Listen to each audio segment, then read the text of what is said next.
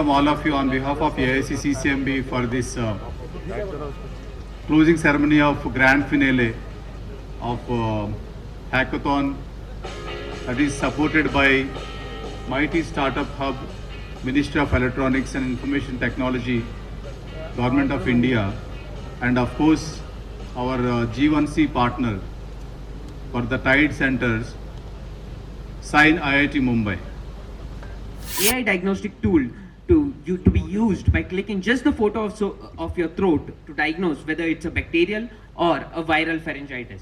So let me introduce to the problems which are there in the current system. Despite of the regular guidelines which are given by the government, 75% of the cases, that is around 30 million people, have been prescribed with antibiotics without even testing for a sensitivity checkup.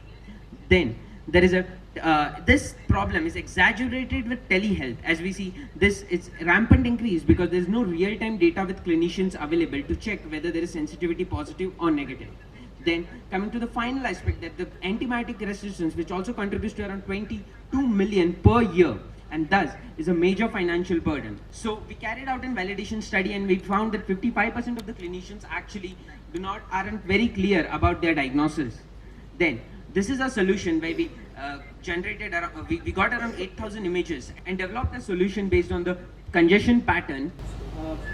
A man with diabetes goes to a party and he sees a dish and he wants to eat it, but he has diabetes, right? So he is confused whether to eat or not. Anyway, he takes it, and after some time his insulin shoots up and it becomes a big complication. At the same time, he hears about an AI platform where he inputs the food that he wants to eat, and the app or the platform gives a glycemic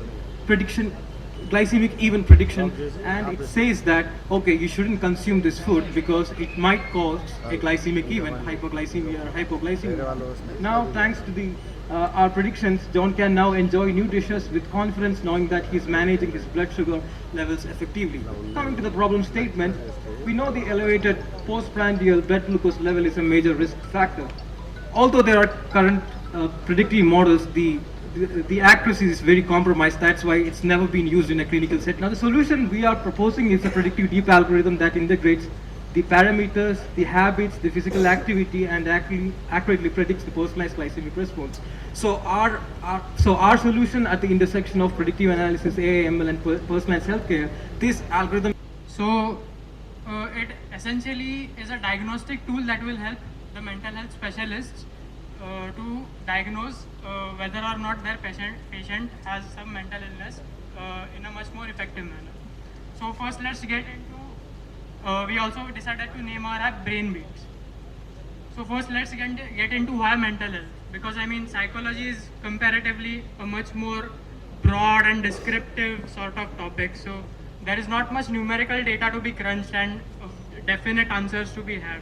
But at the same time, there is a drastic need to have technology implemented in this field, because if we look at the past data, since 2019, there are only about, I mean, not even one psychiatrist per 1 lakh people in our country.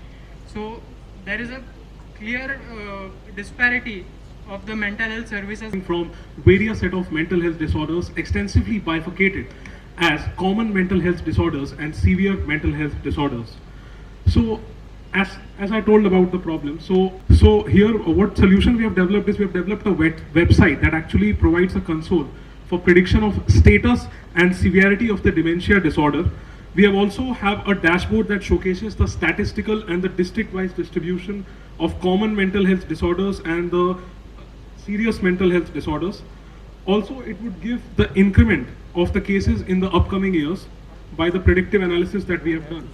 So our idea actually is unique in a sense that there is no such single point that is available that can provide a solution like this. As in, there are healthcare services available, but as a relapse tracking monitoring system, there is nothing such available of this sort. There is nothing of this. As you can see in the pictures, how currently medicines are dispensed. Like usually, how to take medicine is written in English, or usually in if pharmacist will written it manually. If patient asks, it will be written in jargon that is not understandable by patient. So we are trying to build a better way to perform medicine dispensing for resource and ability limited population in order to achieve optimal treatment outcome. So Pharmapedia in longer term is a healthcare IoT platform we want to build, but to per se hackathon we have kept our milestone as generation of QR code. So we have created a software having 2 user logins, one as a pharmacist, because these UIMs will be generated at the point when medicines are dispensed, when pharmacists get a particular prescription. So the second login is patient login. So how you can see in the previous slide how these medicines are currently developed. After developing the solution of QR codes, how we can dispense the medicine. Okay, so we thought of this. Wouldn't that be great if the doctor could relate the genome data of their patients rather than considering a variation for each data? So that's our idea. So we believe we could provide some analytics the number of reports that variation got, or the people who have actually confirmed the disease, or the lethal rate, or possibility and location. So this could be provided by the doctors. So was our product peer-relate and it's actually built to scale up, and okay, we are targeting on doctors and hospitals to be our primary customers, and yeah, as a data science company, we believe we could add more data science to this platform. Good evening, everyone. We are Raman and Lakshman from Startup Backyard Creators. Creating the world's first non-surgical hearing device which can diagnose the hearing loss, which we are not able to make it. We just now saw the bit of agitation when we are speaking and you could not hear us. So imagine there is a billions of children nearly affected by the hearing loss. So nearly 500 million people were affected by the hearing loss. In India, over 63 million people were affected by the hearing loss. For them, we only have a 6,000 audiologists. So for a 6,000 audiologists, we have a very less number of infrastructure and then audiometric labs to diagnose their hearing loss. So because each audiometric clinics will cost us up to 70 lakhs, which is highly inaccessible and which require a trained audiologist to do the diagnosis. So for overcoming all these challenges, we have come up with a solution in a 36 hours called Beta. So in this 36-hour hackathon, we have built a no-code AI builder for medical imaging, which means that radiologists in labs can build their own AI tools without any technical expertise. So the problem we are solving right now is for radiologists. So currently in India, one radiologist treats 1 lakh patients. So a high workload. Now this can be solved by AI assisted reporting. So a reduced turnaround time by 40%. The next problem is mass screening is expensive. So when you want to diagnose diseases like TB, breast cancer, lung cancer, they are expensive. However, with AI assisted reporting, the cost goes down by 3 to 4 times. Finally, occasional misfindings can also be reduced by 50% through AI assisted reporting. Now, there are over 200 AI and radiology companies all over the world, and they have been there for quite some time. But for the Indian market, the penetration rate is less than 5% right now. Some light about diabetes. More than 77 million people in India suffer from diabetes. More than 1 lakh people die every single year because of a hypoglycemia shock-induced diabetic coma. Diabetes only opens your doors to much more complications, starting from neuropathy, nephropathy, cardiovascular diseases, organ failures, and even death. But FeedWings is here to help you. FeedWings is a non-invasive blood glucose monitoring technology that offers continuous monitoring, affordable monitoring without being prickable. Our technology was actually tested by Dr. Jyotidev Kesavdev in a cohort of 30 patients that gave us an accuracy of 92% against the AccuCheck instant glucometer and a MARD of 13. Coming to the hackathon, we had about 36 hours, 36 good great hours. In this hackathon, our device was being limited because of the signals that we were getting. So since the IPG signals that we were monitoring are unique to every individual, so simply thresholding can't be done. We present to you smart socks that help in the early warning and management of food-related complications like diabetic foot, foot ulcers, and varicose veins. 70% of podiatric complications are caused due to a poor blood circulation, and 82% of foot ulcers are caused due to untimely detection. Combining that with the wear and tear of our legs, restricted blood flow to our extremities, and constant neglect of the way we walk has led to a terrifying increase in foot complications. In India, there are more than 60 million people who suffer from one or more of these complications. Aggravation of any of these may lead to irreversible nerve damage, major organ failure, and even amputations. In 2021 alone, 5 lakh people had one or the other portion of their foot amputated. Temperature monitoring, studies suggest that temperature monitoring can reduce foot ulcers by 85%, and electrical stimulation helps in reducing the pain experienced during the progression of these ailments by 43%. Communication skills become very important. In fact, they become more important because people perceptions are very important, and the way you put it up and your passion comes in your communication. So these are all the good qualities that you should, I mean, I've seen excellent presentation from each one of you, and you know, that's a very warm feeling that I have for each. You're so young and come up with a very startup, and be ready for these 3 things, and success will definitely come to your way.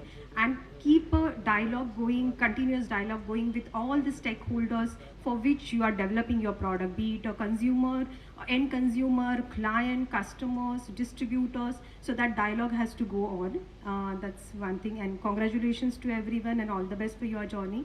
And for AIC, thanks for having me here. And thank you for inviting us. And so the openness to discuss your idea and then inculcate what we had to say in that limited time, right? There's this one thing that I wanted to tell you all. When you are embarking on something new and then trying out your ideas, you are bound to face a lot of dead ends. Right, and that should not. I started my startup journey way too late in my career, but you guys are still in school and just coming out of school, so you will have a lot of learning very quickly, very fast, and you may not have some of the experiences that we have. But again, don't give up. I think the message is you are all having a very bright future, and the visions are all clear. You are talking and tackling problems, and the health sector and startups are the big. Everybody is talking about startups now. We say startup nation, startup India, all those things.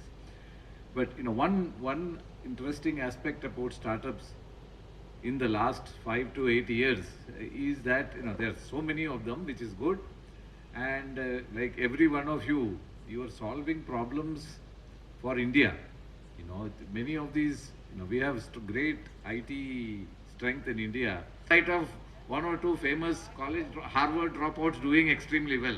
That is not the norm, and you should all be clear that some dropouts are done well. That doesn't mean dropping out is an advantage, right? There is no causal relation between dropping out and being successful in your startup. It's just incidental that couple of extremely high-profile founders.